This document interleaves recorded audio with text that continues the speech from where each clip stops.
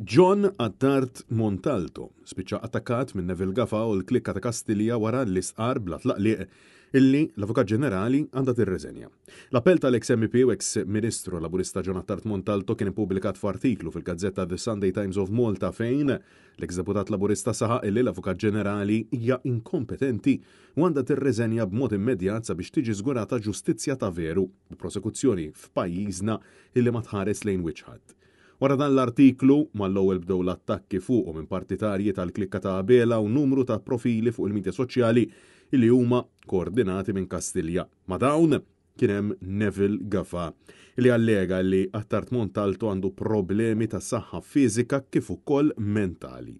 Fuq Facebook, it-tifla tal-ex-Ministru Laburista qalet li dak li qed jintqal minn dawn l-individwi kien kollu paroli fil-vojt. U kien hemm min saħansitra implika li mhuwiex fis-stat ta' saħħa tajba.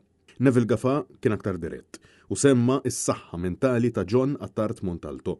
Rebecca Attard Montalto pront wieġbet, missieri insaf fi stat tajjeb għal min qiegħed jiddubita.